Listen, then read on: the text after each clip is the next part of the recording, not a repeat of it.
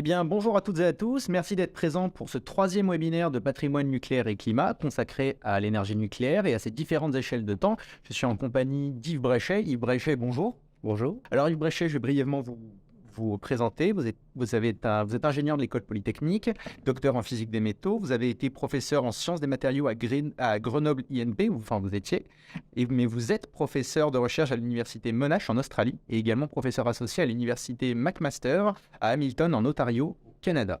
Auparavant, vous avez été consultant de monde industriel et membre de la Commission nationale pour les déchets nucléaires, nommé en 2012 haut commissaire à l'énergie atomique et actuellement directeur scientifique au sein de l'entreprise Saint-Gobain et président du conseil scientifique de Framatome. J'espère ne pas avoir fait d'erreur. Juste que je ne suis plus commissaire à l'énergie atomique depuis 2018. Pardon, depuis 2018. Eh bien, tout d'abord, on va justement attaquer le webinaire. Donc, première question, tout d'abord pour vous, quelles sont les différentes échelles de temps que mêle l'énergie nucléaire, selon vous? Alors, du point de vue scientifique, le nucléaire mêle toutes les échelles de temps, depuis les événements élémentaires de la réaction en chaîne, en passant par les mécanismes de vieillissement des matériaux, jusqu'aux échelles de temps très longues de la gestion des déchets. Du point de vue industriel, l'industrie électronucléaire nécessite des engagements dans la durée pour la conception, la réalisation, le déploiement des réacteurs, des usines de fabrication de combustible, des usines de traitement des déchets, des sites de stockage des déchets ultimes. Du point de vue politique, les échelles de temps sont percutées par les échéances électorales et les calculs de tactique politicienne.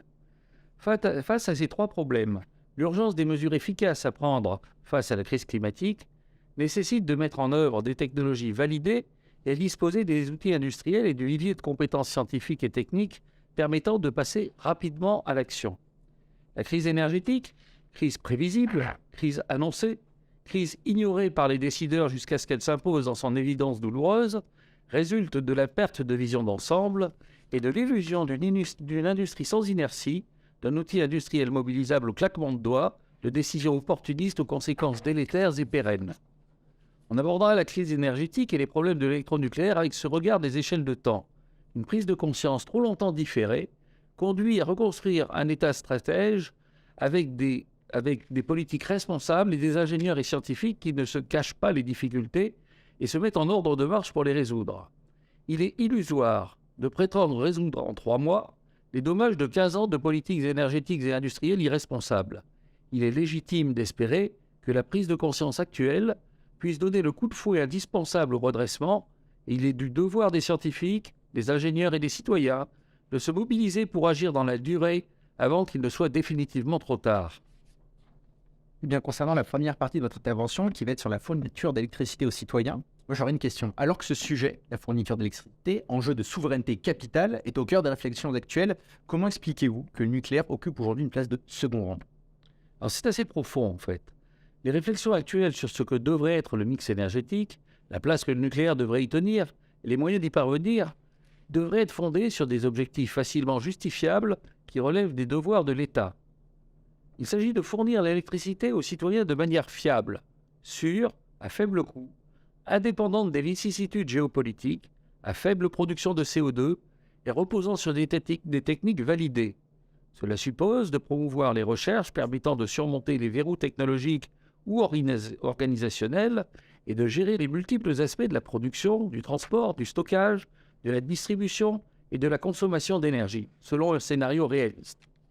Le réalisme implique notamment de tenir compte des longs délais nécessaires pour passer des technologies nouvelles validées en laboratoire à des objets industriels et des risques de déstabilisation des réseaux liés au caractère intermittent des énergies dites renouvelables. L'urgence même de la crise climatique nécessite de déployer des technologies disponibles et non pas de faire des paris sur les technologies à venir, pour cette raison simple qu'on ne saute pas d'un avion en espérant tricoter le parachute avant de s'écraser au sol. On ne peut que déplorer que cette recherche d'un optimum sous les astreintes techniques et économiques soit traitée en prenant essentiellement en compte les contraintes artificielles quant à la proportion des différentes sources d'énergie dans le mix retenu. Depuis longtemps, cette façon de biaiser le problème apparaissait de façon évidente comme une stratégie antinucléaire, voire anticapitaliste. La crise gazière, résultant du conflit russo-ukrainien, a révélé ce qui était une évidence.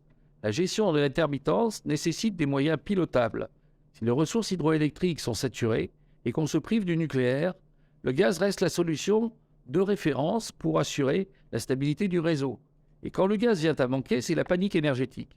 L'Europe a réussi ce chef-d'œuvre d'absurdité de se mettre en dépendance pour ce qui est du sang de son économie. La France, en rajoutant une couche dans l'ubuesque, en s'efforçant de décarboner une électricité déjà à 90% décarbonée, parce qu'à 75% d'origine nucléaire.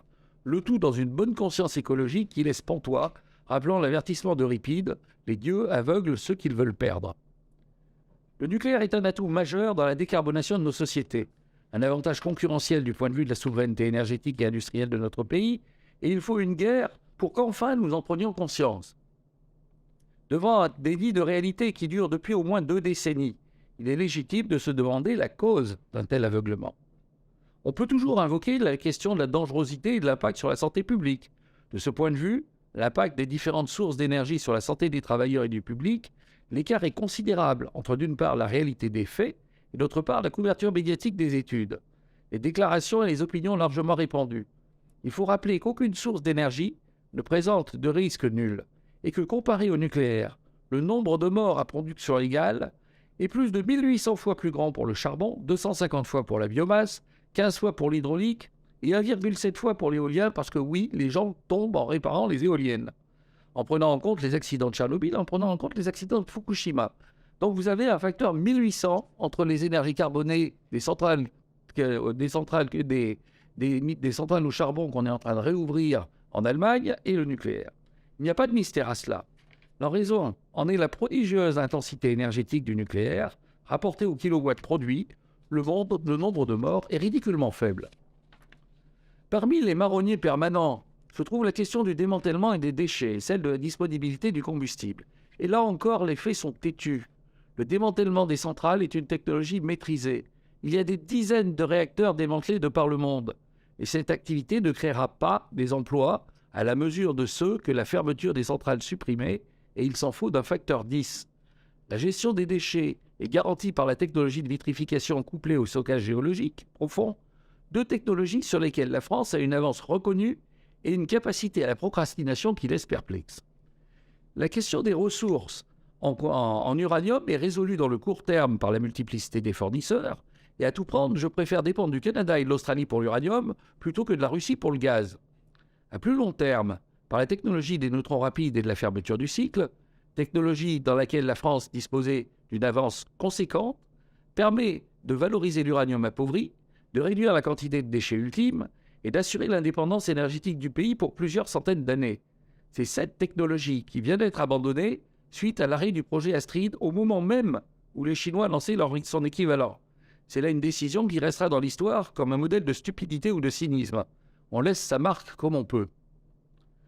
On le voit, l'évidence des faits ne suffit pas à la prise de conscience du caractère essentiel du nucléaire dans notre économie. Et ce n'est que la menace de la pénurie énergétique qui nous réveille de notre sommeil doctrinaire. Mais moi, je vais vous poser une question, Ibrahim, concernant l'acceptabilité de cette énergie qui est l'énergie nucléaire. Pour vous, le cœur du problème ne relève-t-il pas justement l'acceptabilité de cette énergie? Tout à fait. Malgré ces évidences factuelles, il semble bien que le nucléaire soit singulier vis-à-vis de la perception qu'en a la société. Et peut-être plus encore, via l'image qu'en donnent les faiseurs d'opinion. C'est qu'il est au confluent des 3 composantes majeures des évolutions sociales, la fourniture de l'énergie à nos concitoyens, l'impact sur la santé publique, et enfin la gestion de la temporalité. Ce confluent se situe dans un paysage beaucoup plus global que le nucléaire, celui de la désaffection pour les sciences et la disqualification des experts. Depuis quelques années, nous vivons ce qu'on peut appeler une disqualification des experts. Il est devenu presque impossible d'énoncer dans la sérénité un avis qui s'appuie sur une expertise reconnue par la communauté scientifique, sans se voir immédiatement soupçonné de conflit d'intérêts. Il semble que tout le monde ait le droit d'être écouté quand il donne son avis sur un problème qui le concerne en tant que citoyen, sauf ceux-là même qui, ayant une connaissance du sujet, pourraient donner un poids supplémentaire à leur avis. Il y a là une dérive grave et profonde qui dépasse de loin la question du nucléaire. Un primat donné à l'origine par rapport au contenu.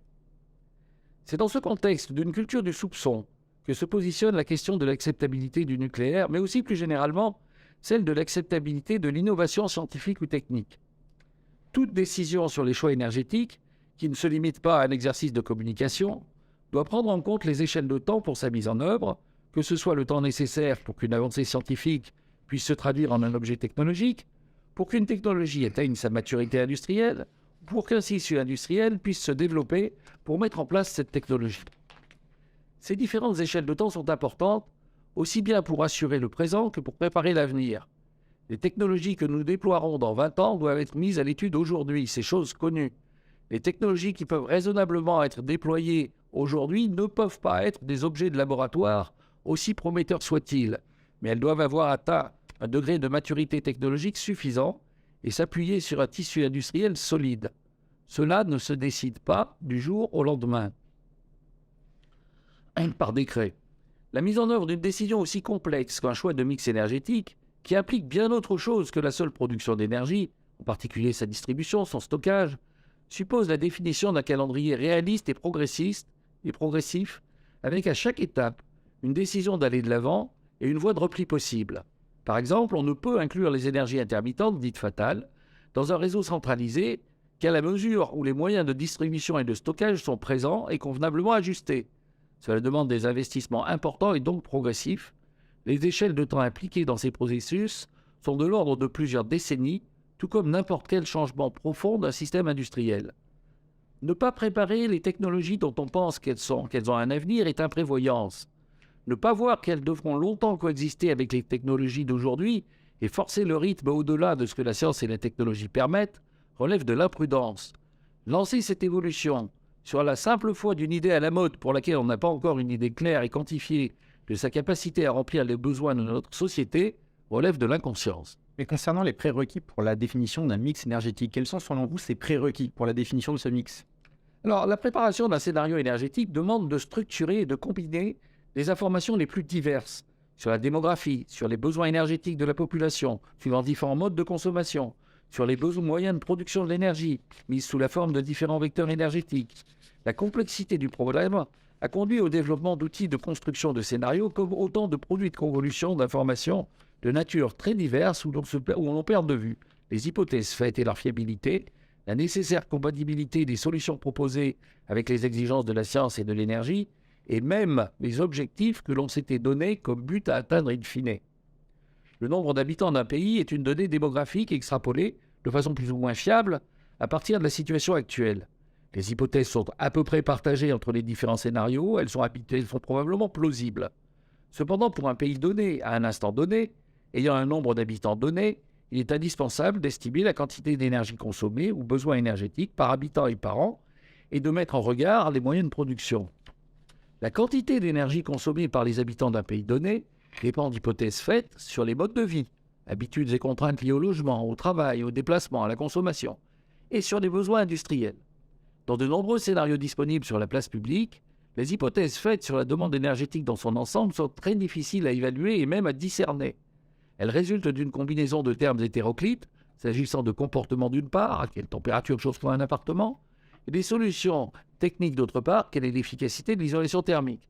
Ce qui relève de la technique est chiffrable. La compatibilité avec les technologies existantes ou plausibles est objective. Ce qui relève des comportements ne l'est pas. La convolution des comportements et des solutions techniques paraît difficilement compréhensible. Ainsi, dans les scénarios actuellement proposés, la pertinence des affichages est directement liée à l'acceptabilité par la population de certains comportements ou à l'efficacité des mesures de rétorsion. De plus, la compatibilité des solutions techniques à envisager avec des technologies réalisées ou réalistes devrait être un passage obligé et un prérequis de tout affichage, en particulier dans l'optique de sobriété, mais pas seulement. L'énergie est fournie par des vecteurs électriques ou des hydrocarbures. Elle est produite par une combinaison de moyens de production carbonés ou décarbonés. C'est le volet production d'énergie qui devrait apparaître clairement dans tout scénario. La production énergétique doit correspondre aux besoins, en autorisant éventuellement une importation ou une exportation de ressources énergétiques.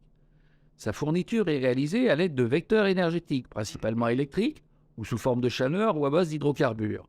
Le vecteur hydrocarbure est remarquablement efficace, mais il a un impact majeur sur les émissions de CO2. Le vecteur électrique est très souple dans ses domaines d'application, mais par contre, il présente des limitations intrinsèques en termes de stockage et de transport. Il résulte de ces faits d'expérience des limites au mix énergétique possible.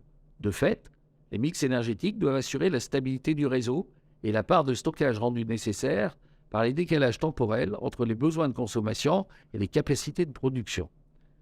Ces capacités doivent être compatibles avec les moyens de stockage, essentiellement hydrauliques à ce jour.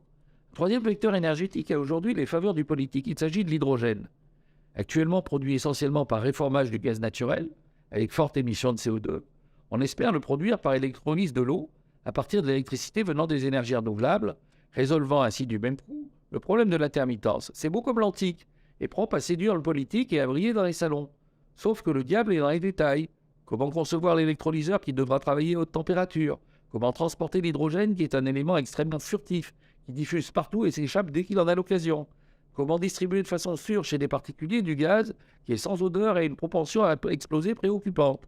Et enfin, comment prioriser les usages possibles de l'hydrogène dans la décarbonation des transports, dans la décarbonation des aciéries par réduction directe des oxydes de fer, par substitution totale ou partielle dans les fours chauffés au gaz?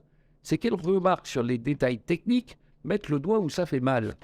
Il semble que la politique énergétique soit devenue une conversation dans les salons dorés de la République plutôt qu'un travail solide qui se demande ce qu'il est raisonnable et possible de faire au lieu de s'intéresser principalement à ce qu'il est loisible d'annoncer qu'il puisse être inaugurable le temps d'un mandat. De par ces astreintes, les mix énergétiques devraient être construits comme des optimisations d'une fonction objectivement définie sur un ensemble de valeurs. Émissions de CO2, indépendance énergétique du pays, coût de l'énergie. Les scénarios disponibles sur la place publique n'ont pas été construits dans cet objectif clair d'optimisation sous astreinte, tel que défini ci-dessus. Les objectifs ont été donnés comme des astreintes sur la composition du mix, pourcentage du nucléaire, proportion d'énergie renouvelable, sans jamais poser la question de la compatibilité des mix énergétiques avec les astreintes techniques imposées, par exemple les conditions de stabilité du réseau, ni utiliser les objectifs comme outil de construction du mix. Il en résulte une collection de scénarios non optimisés vis-à-vis d'objectifs mal définis, non hiérarchisés, et dont on ne s'assure pas qu'ils sont techniquement réalisables. Qu'il s'agisse d'étudier l'aspect consommation d'énergie, ou besoin énergétique, ou l'aspect production d'énergie, il est impératif de remettre la réflexion technique au cœur de la démarche. Il est indispensable que les astreintes de compatibilité de la production avec la consommation, intégrant les capacités de stockage et les intermittences, soient un filtre non négociable de tout scénario proposé. Il est indispensable que la stabilité du réseau soit assurée à travers une analyse rigoureuse et validée. Il est indispensable enfin que les fonctions d'optimisation soient explicitées et utilisées comme outil de construction de chaque mix énergétique. C'est en payant ce prix d'une démarche rigoureuse que les scénarios seront une contribution valable à la mise au point de véritables outils de prospective. Le sérieux de ces analyses ne peut être jugé qu'à l'aune de leur compatibilité aux exigences de la technique. Par contraste, dans tous les scénarios analysés, la discussion dans le débat public porte en premier lieu sur l'affichage des volontés politiques. Cela conduit à des hypothèses dont on n'interroge jamais le réalisme d'un point de vue technique et qui ne sont là qu'en support d'une volonté affichée, comme si la tendance suivrait. Et si la technique n'a pas à dicter la volonté politique, elle en limite l'étendue. Convenablement mené, l'exercice de scénarisation pourrait justement conduire à la définition de programmes de recherche permettant de déplacer les limites données à la volonté politique. Mais pour cela, il est impératif de commencer par expliciter les limites techniques posées actuellement, leur incidence sur les limitations rationnelles du volontarisme, les conséquences d'une modification éventuelle des limites techniques, et enfin les programmes de recherche qui en résultent. Apprendre le problème à l'envers, c'est-à-dire en considérant que la volonté affichée prime indépendamment des capacités techniques, on se met dans l'incapacité de définir des programmes de recherche pertinents. Une fois retombé le soufflet, nous verrons émerger dans la myriade de scénarios disponibles ceux qui sont techniquement réalisables et économiquement viables, et pour de nombreuses années encore, le nucléaire demeurera une composante essentielle de notre bouquet énergétique, la mieux à même de répondre aux exigences d'une société énergivore. Et la question du positionnement du nucléaire dans la mix énergétique ne fait sens que si elle s'intègre dans une refonte profonde de la réflexion, mettant au cœur du problème l'analyse des difficultés techniques en regard des objectifs recherchés. Mais reste que le désamour du public et du politique pour le nucléaire, désamour que la crise énergétique actuelle tempère, mais sans que la réflexion de fond nécessaire ait vraiment eu lieu. Ce désamour pose question. Il nous semble qu'une des raisons profondes et spécifiques au nucléaire est la nécessité d'aborder de multiples échelles de temps. Alors le nucléaire, c'est plusieurs échelles de temps qui sont, dans sa réflexion, incompressibles. Vous me dites si je me trompe, mais le nucléaire n'amène-t-il pas à se poser donc la question mais on était encore plus exigeant. Alors tout à fait. Le nucléaire est la seule dans les technologies industrielles qui applique des échelles de temps beaucoup plus longues que la durée de vie raisonnablement escomptée pour la civilisation qui l'a mise en œuvre. Une autre caractéristique est celle de la rémanence de la situation présente. La nature de la technologie nucléaire fait que toute décision la concernant a des conséquences et demande des actions sur plusieurs décennies. On n'arrête pas une centrale comme on coupe le contact d'une voiture. On ne lance pas une filière électronucléaire au terme d'un programme de 3 ans d'études. Pour aborder cette spécificité de l'énergie nucléaire vis-à-vis des échelles de temps humaines et les conséquences de cette spécificité, on distinguera 3 types d'échelles de temps. Les échelles de temps intrinsèques, liées à la physique, du fonctionnement des centrales ou du comportement des déchets. Les échelles de temps opérationnelles, liées à la capacité de mise en œuvre industrielle. Et enfin, les échelles de temps politiques, liées à la nécessité de décisions publiques. Les échelles de temps intrinsèques sont incontournables, il faut vivre avec. La physique et la physico-chimie ne sont pas négociables. Les échelles de temps opérationnelles relèvent des choix économiques et industriels qui s'inscrivent à la fois dans la décision politique et celle du monde économique. Et les échelles de temps politiques relèvent de choix de la société ou de ses dirigeants. Elles sont limitées par les exigences incontournables des échelles de temps intrinsèques, ou au moins elles devraient l'être. Alors commençons par les échelles de temps intrinsèques.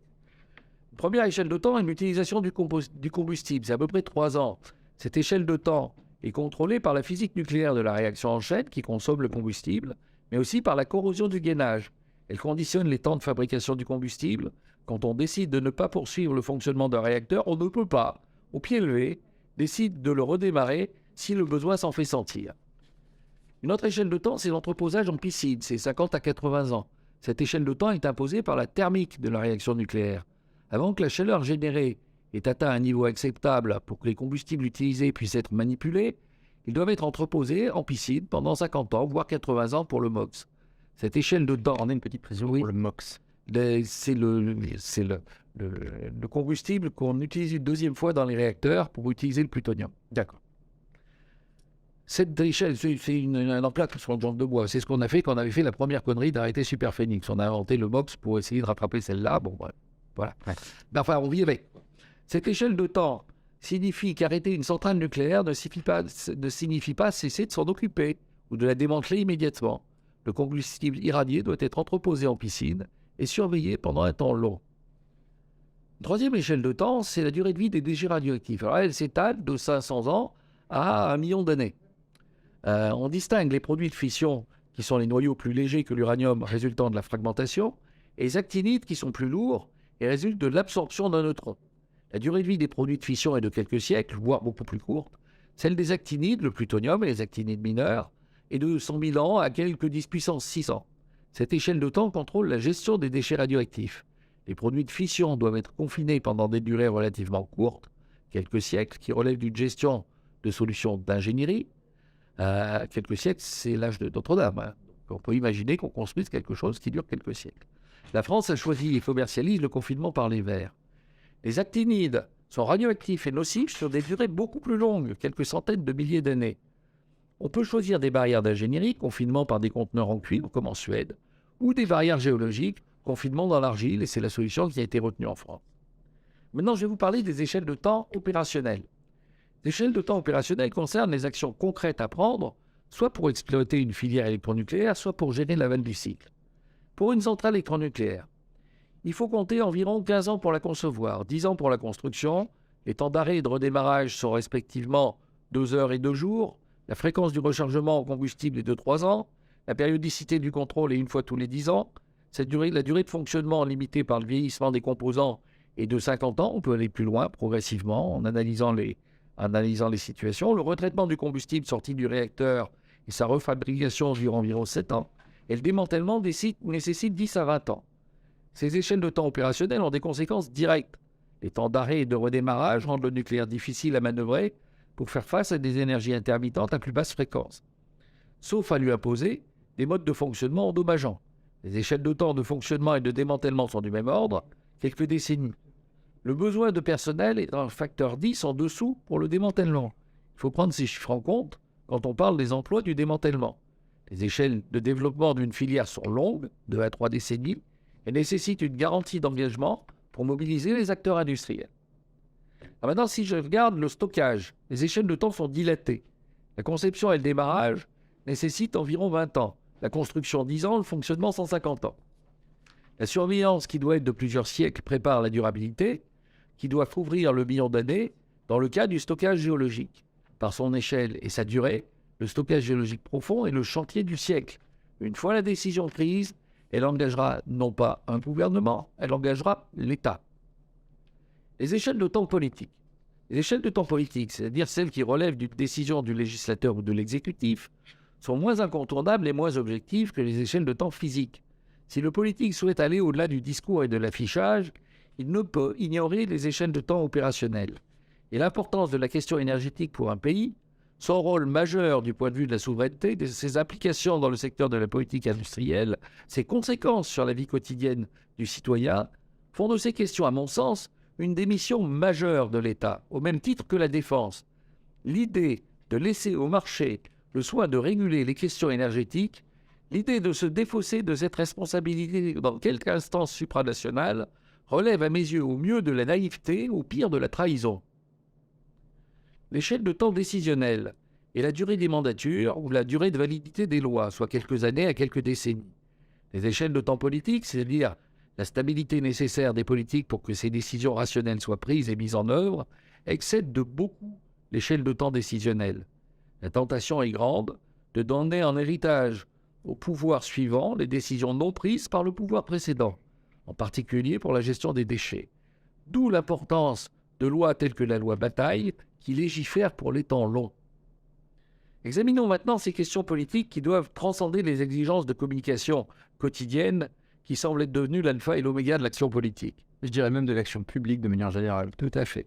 Les échelles de temps et les réserves énergétiques, de 2 à 1000 ans. L'énergie est essentielle à la vie. Dans le cas de situations géopolitiques tendues, on en vit une, il importe de connaître la dépendance de notre pays en termes de ressources énergétiques, avec les technologies actuelles et avec les technologies actuellement accessibles, la 4e génération des réacteurs nucléaires. Cette robustesse des ressources, analysée au prime de la fiabilité des fournisseurs, est un élément de décision important pour les décisions à venir. Les réserves énergétiques temporaires en cas d'embargo sont de 2 ans. C'est à la fois beaucoup à cause de la densité énergétique de l'uranium et peu au regard du faible pourcentage d'uranium effectivement utilisé et de la nécessité de l'enrichir. La technologie des neutrons rapides utilisant le plutonium et l'uranium appauvri amènerait ces réserves énergétiques à plusieurs milliers d'années. L'échelle de temps de la gestion des déchets nucléaires. La question des déchets est depuis longtemps perçue comme un problème clé de l'énergie nucléaire. Il est perçu comme tel à cause des échelles de temps impliquées. Ces échelles de temps ont conduit à une certaine confusion entretenue à dessein. Il est inexact que l'on n'a pas de solution au problème des déchets. Le confinement par les verres pour les produits de fission et par l'argile pour les actinides est parfaitement opérationnel pour répondre aux temporalités imposées par la physique. Par contre, le politique a introduit de nouvelles échelles de temps qu'il importe de prendre en compte tout en ayant conscience de leur caractère sociétal. La loi sur le stockage géologique impose une période de réversibilité de 100 ans.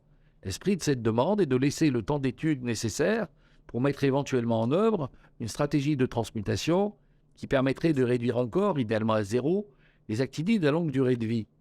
Une centaine d'années est une estimation du temps nécessaire aux travaux scientifiques et techniques pour étudier le réalisme de telles solutions. Il est important de comprendre que cette demande de réversibilité n'est pas la conséquence d'une imperfection de la solution de stockage mise en œuvre, mais une mesure vis-à-vis de la possibilité d'avoir une meilleure solution. Cette mesure a un coût, car elle rend plus complexe la réalisation du stockage géologique profond. Une fois le stockage réalisé, il est prévu qu'il soit surveillé pendant quelques siècles, ce qui est sans doute l'échelle de temps de viabilité d'une réalisation de génie civil en surface. Cette échelle de temps est en fait assez arbitraire et relève plus de la mesure psychologiquement rassurante que de la décision rationnelle. La fiabilité du stockage doit être garantie pour environ 100 000 ans à quelques 10 puissance 6 ans. C'est la géologie qui, pour la France, sera en charge d'assurer la sécurité sur des temps géologiques. Alors si je regarde l'échelle de temps de la gestion des accidents nucléaires, c'est grosso modo entre 20 et 100 ans. Il s'agit des échelles de temps envisagées pour l'évacuation des populations, pour la décontamination d'un site, suite à un accident nucléaire. Cette échelle de temps nécessiterait, pour reposer sur une base rationnelle, une analyse dépassionnée de ce que nous apprennent la radiobiologie et le retour d'expérience les 2 accidents majeurs de Tchernobyl et de Fukushima. En effet, en termes d'effet des faibles doses, il est impératif que les critères de remise au vert soient ainsi établis, faute de quoi les durées et les coûts de décontamination croîtront sans limite et sans qu'aucun bénéfice n'en résulte pour les populations. Si un décideur politique ne peut s'élever à ce niveau de décision dans le long terme, si une classe politique ne peut comprendre que les politiques énergétiques ne peuvent pas changer au gré du calendrier électoral, mais nécessitent une instruction technique en profondeur, si tout cela continue à être traité à l'aune de la communication politique, alors nous sommes arrivés bien proches du moment où les coureurs de chars et les danseurs de mime gouvernaient les décisions des empereurs romains de la décadence. Et merci beaucoup, Yves Bréchet. Maintenant, je vais vous demander un petit mot de conclusion. Alors, en conclusion, je dirais que le problème de l'acceptabilité de l'énergie nucléaire n'est pas une simple conséquence d'une origine maudite dans l'ombre de Hiroshima et Nagasaki. Elle s'inscrit dans la désaffection des populations pour les sciences et dans le grand mouvement de disqualification des experts qui accompagne ce que Gerald Bronner appelle la dérégulation du marché cognitif. Elle n'est pas pour autant réductible à cela. Nous avons dans cette contribution essayé de défendre la conjecture suivante. C'est la multiplicité des échelles de temps appliquées et leur incommensurabilité avec celles qui nous sont coutumières qui pervertit notre intuition des phénomènes et rend particulière la relation nucléaire et décision politique. Rationnellement évident, quoi de plus raisonnable que de brûler une matière aussi inutile hors son application nucléaire que l'uranium. Objectivement sûr, les chiffres sont là, têtus et irréfutables. Stratégiquement incontournable de par sa contribution à notre souveraineté, le choix nucléaire demeure intuitivement suspect, parce que les échelles de temps à considérer relèvent plus de l'éternité que du quotidien. Au niveau politique, les échelles de temps que nous avons dégagées donnent une idée de la nature singulière de l'industrie électronucléaire. L'ampleur des investissements nécessaires exige une intervention active de l'État. Les échelles de temps opérationnelles montrent clairement la nécessité d'avoir une politique et des engagements industriels sur des échelles de temps qui sont largement au-delà des durées habituelles de mandature, semblables en cela aux exigences temporelles d'une politique de défense. Cette nécessité de penser dans la durée exige de remettre au cœur de la réflexion l'analyse technique du problème. Le politique n'a pas à être scientifique et il tire sa légitimité politique de son élection. Mais la rationalité de ses décisions ne peut se dédouaner de cette réflexion de fond. Et cette réflexion de fond ne peut être menée que s'il dispose au sein de sa structure décisionnelle de conseillers en état d'analyser ou de faire analyser les dossiers, ayant à cœur de dire ce qui leur semble vrai et non ce qui plaira à leur ministre. C'est comme cela que le programme électronucléaire a été lancé sous Georges Pompidou, agrégé de lettres, et Pierre Messmer, colonel de la Légion étrangère. C'est cette politique qui a été mise en œuvre sous la férule de Marcel Boiteux, agrégé d'économie, et qui s'est déployée sur plus de 2 décennies d'un gouvernement à l'autre. Cette vision politique au sens noble du terme, elle fait défaut depuis 2 décennies. C'est cela qu'il nous faut retrouver aujourd'hui. Je vous remercie de votre attention. Bien, merci beaucoup Yves Bréchet pour cette première partie de cette intervention dans ce webinaire. Maintenant, nous allons passer aux questions de la boîte à questions. Nous avons mis à votre disposition. C'est vous qui avez posé vos questions à Yves Bréchet. Pour ceux qui n'ont pas pu en poser, vous allez pouvoir en poser dans un court instant en direct avec nous par rapport au chat. Mais tout d'abord, je tiens à vous remercier. Vous avez été très nombreux à poser vos questions dans la boîte à questions. Nous avions plus de 50 questions. Les gens étaient assez impatients de vous poser des questions, Monsieur Bréchet. Et nous avons pu en sélectionner qu'une dizaine. Malheureusement, vous comprenez que le temps imparti étant seulement d'1 heure pour ce webinaire. Alors, première question de la boîte à questions, Yves Bréchet. Lors de son audition récente devant la commission d'enquête de l'Assemblée nationale, Jean-Marc Jancovici a suggéré le développement immédiat de RNR, donc réacteurs à neutrons rapides, à la place des EPR2. Selon lui, la technique est maîtrisée et permettrait les premières mises en service dans 15 ans, puis à l'horizon dans une trentaine d'années, le démontage des éoliennes. Qu'en pensez-vous? Alors, je pense qu'il faut distinguer 2 fonctions de la filière à neutrons rapides. Il y a une première fonction qui est de fermer le cycle des réacteurs que nous avons en ce moment. Je pense que la première chose qu'il faut commencer à faire, c'est pas fermer des réacteurs qui marchent bien, déjà. Oui. Ça, c'est le degré zéro. Donc, on continue à faire fonctionner les réacteurs qu'on a, on les prolonge, on les maintient en état, et ces réacteurs continuent à produire du plutonium, et donc ce plutonium, il faut le gérer. Donc, la filière à neutrons rapides, c'est d'une certaine manière ce qui permet de gérer ce cycle de façon à ce qu'on n'accumule pas du plutonium. Et pour gérer le cycle des réacteurs classiques, des réacteurs eau pressurisés, je crois qu'il faudrait à peu près 5 ou 6 réacteurs à neutrons rapides. Vous ne développez pas une filière pour 5 à 6 réacteurs. Et c'était toute l'idée de développer cette filière-là en lien avec des collaborations internationales, notamment avec le Japon. Parce que après, quand on fait des collaborations internationales, il faut aussi se poser la question de la géopolitique. Pas forcément de faire des collaborations internationales sur les neutrons rapides avec la Chine. Vous voyez, ce qu'il faut faire, c'est de se dire, d'abord, je construis un réacteur qui permet de voir comment ça marche bien, je veux dire de l'optimiser, de passer après à la filière industrielle, de se dire, il faut que j'en construise un nombre pair, c'est-à-dire grosso modo 6, il faut les construire par paire, donc ça marche beaucoup mieux d'un point de vue logistique industriel. Et puis après, en tant que de besoin, au fur et à mesure de la tension sur la ressource en uranium, il y a quand même 200 centrales qui sont prévues en construction dans le monde. Donc ça veut dire que l'uranium, ça va être un peu tendu. Donc au fur et à mesure que l'uranium devient de plus en plus tendu, vous développez la filière à neutrons rapides pour répondre à cette chose-là. Donc je pense qu'il faut se dire, il y a un phasage naturel du développement des réacteurs à neutrons rapides. De dire qu'ils vont immédiatement remplacer tous les réacteurs à eau pressurisée, je pense que ça n'est pas raisonnable. De dire qu'on peut attendre suffisamment longtemps pour le déployer, je pense que ce n'est pas raisonnable non plus. Je me souviens malheureusement d'avoir entendu dans un ministère quelqu'un me dire, si on a besoin de la technologie, on l'achètera aux Chinois. Eh ben non. La souveraineté énergétique d'un pays, c'est pas si j'ai besoin de la technologie, je vais l'acheter aux Chinois, surtout quand on l'a. On a quand même réussi le chef-d'œuvre. Dans l'histoire récente de ce pays, on a raté un nombre de trains assez impressionnant. Mais là, on vient de réussir le coup de descendre d'un train qu'on a construit nous-mêmes au moment où il partait. Là, je dois dire que c'est quand même assez stupéfiant. Merci. Alors, deuxième question, peut-on s'attendre à une augmentation des investissements dans l'énergie nucléaire dans les années à venir en Europe? Quelle position peut-on attendre de l'Allemagne face à la crise énergétique actuelle? Alors, je dois vous dire, c'est malheureux, je suis un Européen convaincu, je dois constater que dans la politique énergétique, ça ne marche pas. Ça ne marche pas du tout. Et je dois constater que l'Allemagne a pris des décisions que je considère personnellement comme stupides, mais que ces décisions, ils sont en train d'essayer de les mutualiser au niveau européen. C'est comme ça que vous vous trouvez dans une situation où vous vous opposez au fait de mettre le nucléaire dans la taxonomie qui peut être financée par l'Europe, où la dernière en date, c'est de dire ça serait quand même vachement bien que les choix énergétiques de chaque pays soient pris au niveau européen et tout irait bien. Autrement dit, j'ai fait une connerie, mais je ne veux pas être le seul à couler, donc je diffuse. Je pense que là, il y a un moment, il faut taper sur le poing sur la table et dire c'est juste pas possible. C'est également le cas dans le plan, vous avez vu, de la Commission européenne, REPowerEU, qui est le plan de la Commission européenne pour sortir justement de la dépendance au gaz russe. Et vous trouvez en fait que derrière en fait ce plan, c'est tout simplement un autre texte de développement et d'accélération et de déploiement des énergies renouvelables.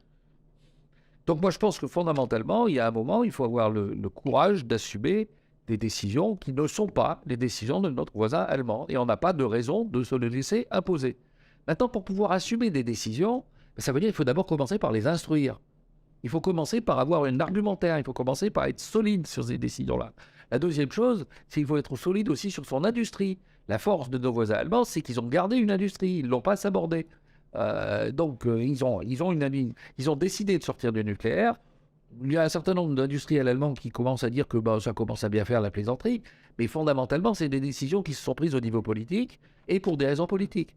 Moi, je me souviens d'avoir entendu Angela Merkel dire « Je suis physicienne. En tant que physicienne, je ne suis pas opposée au nucléaire, mais en tant que chancelière de la CDU, je pense qu'il est bon pour l'Allemagne d'avoir la CDU au pouvoir, et pour avoir la CDU au pouvoir, on est obligé de sortir du nucléaire. » Bon, je veux dire, malgré tout respect que je dois à Mme Merkel, j'appelle ça un raisonnement de personnes politiques par un raisonnement d'hommes politiques par un raisonnement d'hommes d'État.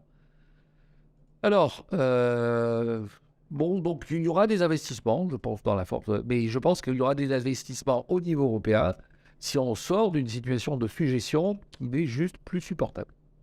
Quelles sont les raisons qui ont favorisé, selon vous, depuis tant d'années, le manque d'intérêt pour l'entretien et la maintenance nécessaire au bon fonctionnement de notre parc nucléaire? Alors, je pense que c'est pas vrai. Je pense que le parc nucléaire a été entretenu. Je pense que EDF a fait son travail correctement. Il y a des visites décennales. Le fait de ne pas l'avoir fait pendant le Covid, ça relevait de la période la période déraisonnable qu'on a vécue à ce moment-là. Je veux dire, les centrales nucléaires pendant le Covid, elles étaient vides. Il n'y avait personne qui y travaillait. Donc c'était probablement le meilleur moment pour faire la maintenance.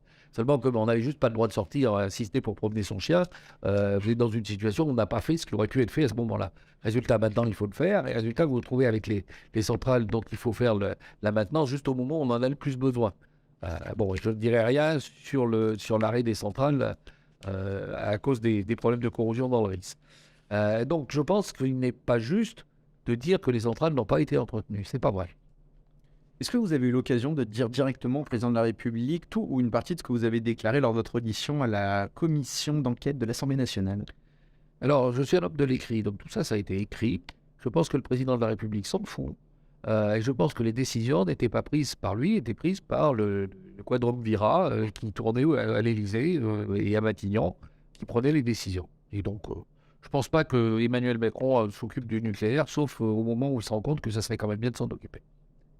Alors maintenant, pour vous donner une image, un exemple, j'ai eu à faire des analyses sur l'état des usines d'Areva. Il était ministre ça devait être l'économie, des finances et tout le reste. À sa demande, j'ai une lettre de mission. J'ai fait l'analyse sur toutes les usines d'Areva. J'ai rendu des rapports qui n'étaient pas particulièrement tendres. D'ailleurs, c'est là que vous comprenez ce que c'est qu'un grand capitaine de l'industrie, Bernard Fontana. À ce moment-là, lisez les choses au fur et à mesure et mettez en œuvre les procédures pour pouvoir reconstruire ce qui n'allait pas. J'étais hier à la Forge de Creusot. Je vois une industrie qui refonctionne bien, avec des gens qui sont enthousiastes. Et avec il y a à nouveau des pilotes dans l'avion, quoi, pour être tout à fait clair. Bon, ces rapports-là que j'avais rendus, je les ai présentés devant le conseil d'administration EDF. Je les ai envoyés à Emmanuel Macron, non plus en tant que ministre, puisqu'il n'était plus ministre quand j'ai rendu mes rapports. Je l'ai envoyé en tant que candidat. Je n'ai jamais eu la moindre début de commencement de réponse sur les rapports qu'il avait demandé sur une question essentielle qui était la structure industrielle permettant de construire le nucléaire. Donc non, je n'ai pas parlé à Emmanuel Macron de ça. Oui, j'ai parlé en détail de ces questions-là à Alexis Tollet. D'accord. Quel est votre avis sur le développement rapide des startups, on va dire, du micro-nucléaire? Par micro-nucléaire, j'entends notamment les SMR. C'est une question qui est intéressante. C'est une question qui n'est pas facile. Parce que comme d'habitude, on court-circuite le truc en disant « small is beautiful ». Je veux dire, bon, small is beautiful, certes. L'avantage que je vois à cette activité-là, alors quand je dis que c'est pas facile, ça veut dire quoi? Ça veut dire que si vous faites des petits réacteurs à eau pressurisée, ça ressemble étrangement à des réacteurs de propulsion nucléaire. Donc, ça veut dire que vous vous trouvez dans une situation où vous n'allez pas forcément les faire chez nous, vous allez essayer de les exporter à l'étranger quelque chose qui peut être un outil de propulsion. Vous sentez que ça peut faire des tensions au niveau international. Quand vous savez que nos chers amis américains ont une procédure qui est la procédure d'export control, et que dans cette procédure d'export control, toute technologie qui touche de près ou de loin au problème de défense est une technologie où l'État américain se donne le droit d'intervenir pour empêcher que cette technologie soit distribuée ailleurs pour des questions de défense nationale. Est-ce qu'on a vraiment envie de mettre notre industrie dans cette situation de dépendance vis-à-vis d'un voisin puissant, fut-il allié? On ne s'est pas convaincu. Maintenant, ceci dit, l'avantage que je vois aux petits réacteurs, il y a un certain nombre d'avantages. Il y a des avantages qui sont des avantages d'ordre financier. C'est-à-dire, en gros, on immobilise un capital plus petit, même si, à la fin, ça va coûter plus cher, parce que vous allez empiler les trucs pour faire la même puissance. Et si vous faites N réacteurs de puissance P sur N, ça coûte plus cher que de faire un réacteur de puissance P. Mais n'empêche qu'au point de vue immobilisation financière, c'est plus intéressant. Donc, d'une certaine manière, pour engager les industriels dans cette direction-là, c'est pas stupide. Même chose, les petits réacteurs, on peut se dire qu'ils peuvent avoir une fonction dans des applications du nucléaire, du style le nucléaire halogène. Je fais de la chaleur au lieu de faire de l'électricité. Du style le nucléaire qui permet de faire de la désalination. Du style du nucléaire qui va dans des zones isolées, dans des îles. Donc là, il y a tout un ensemble de situations où les choses en question peuvent être intéressantes. Il y a un autre aspect qui peut être intéressant sur les petits réacteurs. C'est que moi, ce que je vois là-dedans, c'est, pardonnez l'expression, c'est un bac à sable de créativité. C'est-à-dire, depuis trop longtemps, le nucléaire a été tellement ficelé, c'est tellement auto-censuré, il avait tellement peur qu'on lui tape sur la tête, que d'une certaine manière, il a perdu un peu cette capacité d'innovation qui était l'innovation des temps héroïques. Je veux dire, quand vous lisez ce qu'écrivait Julio, ce qu'ont écrit l'amiral Rickover, enfin, etc., je veux dire, vous avez vraiment des gens qui ont pris le problème à bras-le-corps. Et pour moi, les petits réacteurs, les étudier, c'est quelque chose qui permet de reprendre pied là-dessus vis-à-vis de cette capacité d'innovation. Je pense que ça doit être encouragé.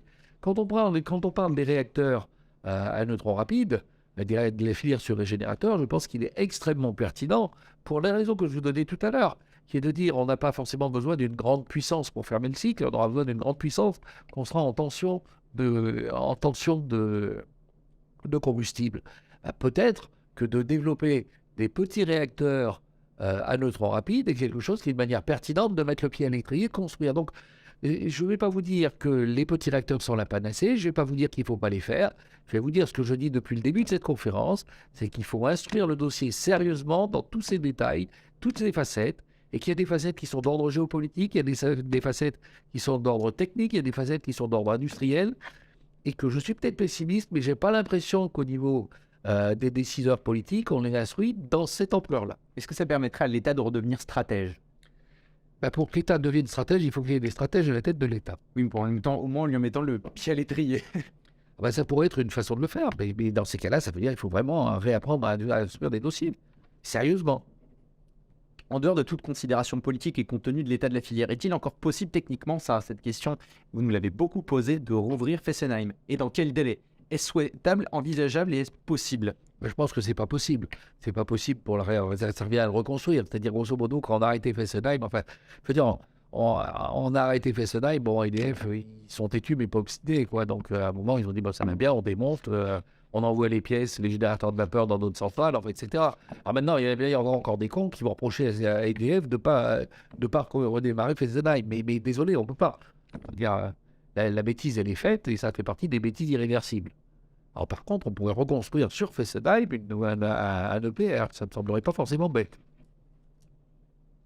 Mais là, j'ai quand même la vague intuition que ça va faire gloups si on propose ça aux politiques. Aux Allemands aussi, mais peut-être qu'à un moment, il va falloir se dire qu'on est des gens adultes et vaccinés et qu'il n'est pas forcément indispensable d'aller demander à Berlin ce qu'on doit faire à Paris. Y a-t-il des obstacles selon vous à une relance du projet Astrid? Un petit peu justement dans la continuité de ce qu'on peut relancer tel projet? Je pense qu'il y a un obstacle majeur, c'est la bêtise. Et ça, c'est difficile à contourner. Mais ceci dit, les compétences, elles sont encore là. Le projet Astrid a été arrêté de manière aberrante en 2018. Les compétences sont là et il y a possibilité de le relancer. Mais je pense que la pire des erreurs, ça serait de dire je relance des études sur Astrid. Non. Je veux dire, on est à un point où Astrid, il ne faut pas relancer des études sur Astrid. Il faut commencer à construire un prototype Astrid. C'est-à-dire remobiliser une industrie sur la construction. Je veux dire, il y a que dans les ministères qu'on s'imagine qu'il suffit de faire du papier pour avoir une compétence. C'est juste pas possible. Astrid, il faut le reconstruire, il faut construire le prototype. Par contre, où il y a des études qui sont nécessaires, c'est si vous regardez la question c'est toujours pareil, une filière, c'est une filière qui va avec une filière de combustible.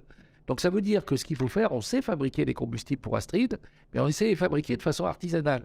Il y a 30 ans d'études sur le combustible qui ont été faits au CEA, qui nous donnaient des compétences absolument admirables. Moi, je veux rendre hommage aux gens du CEA qui ont fait ces 30 ans d'études, puisqu'apparemment, il y a des gens qui les ont oubliés.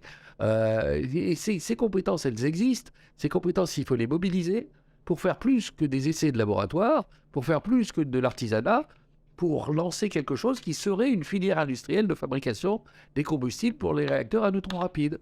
Et ça, on peut le faire. Donc, si je peux vous répondre, les obstacles à la relance d'Astrid et à la relance de la filière des neutrons rapides, c'est qu'il faut absolument penser l'ensemble du réacteur et de la filière combustible, qu'il faut penser ça comme un objet industriel et plus comme un truc qu'on étudie en termes de recherche de laboratoire. L'obstacle majeur que j'y vois, c'est la bêtise. Et je pense que l'avantage majeur que j'y vois, c'est grosso modo, on commence à se rendre compte que c'était bête, quoi. Je rebondis sur les réacteurs à neutrons rapides. Dans une question d'optimisation et de généralisation de cette filière, est-ce qu'il y aurait des adaptations qu'on pourrait apporter à l'actuel cycle du combustible? Alors c'est pas très facile, hein. Je veux dire, une bonne manière de botter en touche, c'est de dire je vais faire du multi-recyclage en REP. Le grand dada. Pour dire c'est pas la peine de faire des réacteurs neutrons rapides, il suffit qu'on fasse passer le MOX une fois dans les... Bon, vous allez raconter ça à des gens qui font du combustible, ils vous éclatent de rire au nez, quoi. Je veux dire, c'est pas sérieux. Ben maintenant, c'est pas sérieux, mais quand vous dites ça au bon endroit, comme de toute façon, les gens en face à qui vous le dites, on n'a pas la moindre idée du contenu technique de ce que vous êtes en train de dire, ça passe sans problème, quoi. Mais bon, je veux dire, si on fait du multi-recyclage en REP, je pense que je vivrai assez vieux pour voir les enquiquinements qui vont arriver. Une dernière question de la boîte à questions concernant la contribution de la peur de la radioactivité dans la résistance et le rejet du nucléaire dans l'opinion publique. Je souhaiterais avoir votre question, c'est comment vous évaluez cette contribution de la peur de la radioactivité et justement ce qu'elle induit pour le nucléaire et la peur nucléaire au sein de l'opinion publique. Je pense qu'on vit avec des marchands de peur. On vit avec des marchands de peur et des marchands de rêve. Je pense que ni l'un ni l'autre ne sont de bonnes choses. Je me souviens, c'est Erwin Liffnecker qui avait fait un tableau absolument magnifique qui était l'équivalent cigarette d'un certain nombre de situations d'irradiation. Je pense que c'est le truc, bon, je l'ai pas en tête, je ne l'ai pas amené, mais c'est quelque chose qui devrait être largement diffusé parce que ça permet de comprendre c'est quoi le risque radioactif qu'on court. C'est la première chose. Je m'étais amusé à l'époque de Ségolène Royal, dans les ministères, de proposer qu'il y ait un scénario, une signature radioactive comme il y a une signature énergétique des appartements. Alors j'étais un peu facétieux parce que, on pourrait dire très radioactif, pas radioactif, bien. Évidemment, les esprits verts qui étaient dans cette boutique-là pensaient que c'était une très très bonne idée jusqu'au moment où ils se sont rendus compte que le règlement qu'on pouvait prendre, grosso modo, demandait l'évacuation immédiate de la Bretagne et du Limousin, quoi. Je veux dire, c'était aussi ça qu'il faut dire aux gens. Écoutez, quand vous allez dans la crypte d'Orcival, vous prenez de la radiation. Mais je veux dire, il y a une chose qui fait peur. Vous allez régulièrement dans les médias, quelqu'un qui va interviewer quelqu'un de la CRIRAD, qui va sur un site qui est vaguement radioactif, avec un compteur Geiger qui crépite comme c'est pas permis. Évidemment, il crépite. Il est fait pour ça. Je veux dire, moi, je pense qu'on ferait des compteurs Geiger silencieux, les gens auraient beaucoup moins peur. Mais au-delà de la plaisanterie, je pense qu'on a la peur du nucléaire est une peur instrumentalisée. Il y a une manipulation de la population avec ça. Alors, ça ne veut pas dire qu'il n'y a pas de risque. Ça veut dire que ces risques, ils doivent être analysés, ils doivent être traités. Et ces risques-là, la meilleure manière de les analyser et de les traiter, c'est d'avoir une analyse saine de ce qu'ils sont et pas d'essayer de les trouver partout. Bien, merci beaucoup. Maintenant, on va prendre une dizaine de minutes pour interagir avec le chat. Alors, Jean-Philippe, y a-t-il des questions? Alors, oui, il y a des questions. Alors, est-ce qu'on a fini de répondre sur Astrid? Parce qu'il y a beaucoup de questions. Comment relancer Astrid? Alors, le comment, je pense que la personne à qui vous devriez demander ça dans le détail, c'est Daniel Ververt, qui a rendu le dernier rapport sur Astrid, qui était une proposition au gouvernement, proposant un Astrid de dimension plus faible que celui qu'il y avait avant, et c'était pas parce qu'il coûtait moins cher, c'était plus faible parce qu'on avait fait des progrès qui permettaient de faire sur un plus petit réacteur quelque chose qui permettait de faire sur un plus petit réacteur les expériences qui étaient nécessaires pour développer un réacteur industriel. Donc ça a été fait. Puis Daniel Ververt, il a été directeur de l'ADAP, donc ça veut dire que la numérisation de la bombe atomique, il l'a fait. Il sait ce que c'est que de faire des simulations numériques et de les construire de façon à ce qu'on puisse fabriquer quelque chose. Je pense qu'il faut prendre conscience de plusieurs choses pour relancer Astrid. Si c'est le relancer juste pour avoir la paix parce que ça commence à faire du schrounz, parce qu'on se rend compte qu'on a fait une bêtise, et s'il n'y a pas plus de conviction que ça veut dire qu'on l'arrêtera avec la même constance dans 3-4 ans. Je n'ai aucune crainte sur l'invariance par translation de la bêtise du politique. Par contre, il faut prendre conscience de la nécessité stratégique de cet objet-là, prendre conscience du fait qu'il faut construire pour savoir construire, et que ce n'est pas en faisant simplement des études papier qu'on sait construire un objet industriel, prendre conscience du fait que le réacteur doit aller avec le cycle. Donc ça veut dire qu'il faut impérativement, en même temps qu'on construit le réacteur, faire les études nécessaires pour pouvoir passer à une échelle industrielle pour ce qui est de la fabrication du combustible. Si ces trois prises de conscience sont là, le développement d'Astrid, par rapport à l'avantage qu'il a pour le pays, veut dire la question du coût est une question ancillaire. Comment se fait-il que le CEA ait mis autant de temps pour prendre en compte l'intérêt de lancer des RD sur les sels fondus que le CNRS avait travaillé depuis plus de 20 ans? Alors, ça, c'est très simple. C'est que la filière électronucléaire française est sur la filière et sur le cycle de l'uranium. Donc, c'est pour ça. Maintenant, de regarder les sels fondus comme une solution possible et pas forcément au thorium. Je veux dire, on peut faire des sels fondus à l'uranium. C'est pas exclu. De le regarder comme objet d'étude, c'est pas une mauvaise chose. Moi, j'avais même écrit un papier avec Robert Dautrey, on a écrit ensemble un papier sur ce qu'on pouvait faire et quels étaient les avantages des sels fondus. Donc, je n'ai pas d'inconvénient vis-à-vis de ça. Je dis simplement, vous avez une technologie qui est une technologie qui est mature, qui est la technologie des réacteurs à neutrons rapides refroidis au sodium, et vous avez une technologie qui est une technologie d'étude, qui est au moins pour ce qui est du cas français, qui est une technologie sur les sels fondus. Je ne suis pas en train de dire qu'il ne faut pas les étudier, je suis en train de dire qu'il ne faut pas imaginer que c'est un remplacement de la technologie mature. Alors maintenant, pourquoi le CEA ne l'a pas fait? Eh ben, ça, vous connaissez un peu la maison CEA. Mais non, ce n'est pas simplement une question de coût, c'est une question d'impérialisme naturel. C'est-à-dire que le CEA se considère comme propriétaire de la réflexion sur le nucléaire en France. Moi, j'ai dit sur tous les temps de la gamme que ça ne me semblait pas une bonne idée. Et malgré tout le respect que j'ai pour le CEA. Donc, et ça aide pas. En supposant que l'on puisse lancer immédiatement un plan Mesmer bis, celui-ci ne produira ses effets que dans environ 10 ans, comment fait-on pour assurer l'approvisionnement électrique de la France pendant la période intermédiaire? Ah ben oui, mais vous posez une bonne question, mais le problème, ce que je trouve extraordinaire, c'est qu'il y a tout un tas de gens qui posent cette question, avoir procrastiné pendant 10 ans, et je veux dire, la dernière en date, c'était quand même le rapport d'Escata-Collet-Billon. Le rapport d'Escata-Collet-Billon disait très explicitement qu'il fallait lancer la reconstruction, la construction d'EPR, disait combien et à quelle périodicité, et le rapport en question a été enterré. Et ça, il était rendu en 2017. Donc ça veut dire qu'on a déjà 5 ans de retard, rien que pour le plaisir, quoi. Donc, je veux dire, on ne peut pas accumuler les choses en disant je ne fais pas et à la fin on dit ah bah ça va être dommage, c'est trop tard pour faire. Eh bien oui, il va falloir le faire, il va falloir mettre les bouchées doubles. Quand vous regardez comment, alors vous allez me dire l'EPR, ça met des plombs pour pouvoir le construire. Ben, ça veut dire quoi? Mais la première chose à faire, c'est d'avoir des réglementations qui sont stables et pas en changer tous les 4 matins. La deuxième chose, c'est qu'il faut réapprendre à gérer correctement un grand projet industriel. Ah. La troisième chose, je dirais, relisez ce qui s'est passé dans la construction du parc électronucléaire. Regardez des noms qui sont maintenant complètement oubliés, qui sont des noms comme Michel Hugues. Regardez comment Michel Hugues avait organisé la construction du parc électronucléaire. Les premières années, ça merdait pour construire le parc. Mais ils l'ont fait de telle manière qu'ils s'y sont mis en état de le faire, qu'ils ont construit une filière industrielle. Je veux dire, il y a un moment, il faut que ce pays se rende compte qu'il est maître de son destin. S'il ne l'est pas, eh bien, il deviendra un site touristique pour touristes asiatiques. Donc ça veut dire qu'il y a un moment, il faut vraiment impérativement se dire, on reconstruit, on fait une filière, on attend, on forme des soudeurs, et c'est pas simplement des ingénieurs qu'il faut former. Il faut reformer toute une filière industrielle. La difficulté qu'on a, c'est qu'en parallèlement au nucléaire, vous avez tout le tissu industriel qui s'est délité par tout un tas de zozos qui l'ont laissé mourir parce qu'ils s'imaginaient que l'industrie, c'était faire des applis pour les iPhones. Donc il y a un moment, ça suffit. Y a-t-il une autre question, Jean-Philippe? Alors, sauf erreur, c'est à l'inertie des grands retards que l'on doit à la stabilité instantanée d'un réseau. Quelle part de NRI peut-on accepter dans un réseau alors qu'elle ne peut le stabiliser? Alors ça, je ne peux pas vous répondre.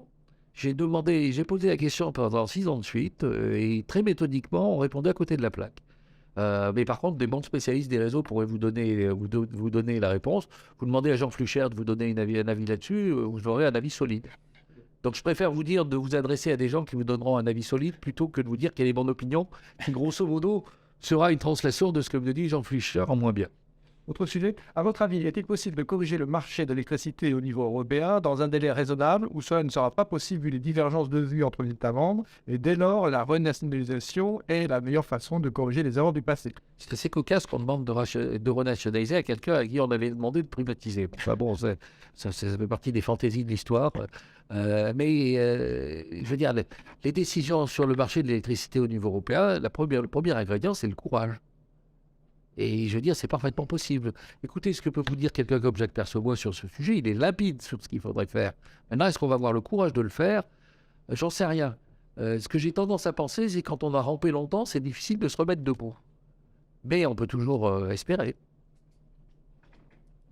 On va prendre encore 2-3 questions, Jean-Philippe. Très bien.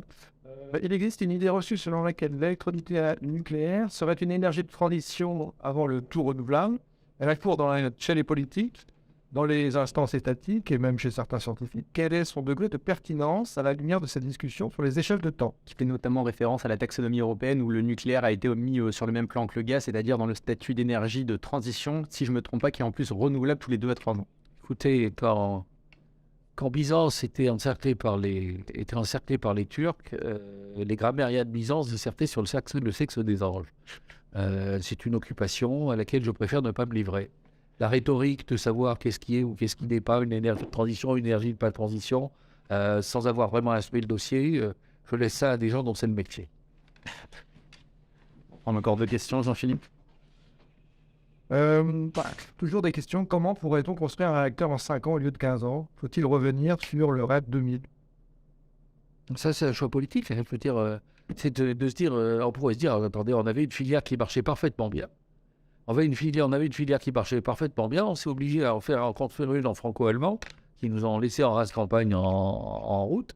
Et on se retrouve avec un truc qui n'est pas facile à construire. Bon, maintenant, et là, je n'ai pas à décider de ce qu'il faut faire. Bon, moi, j'ai quand même tendance à penser que le l'EPR finira par marcher. Il marchait bien. Je veux dire, il marche en Chine quand même.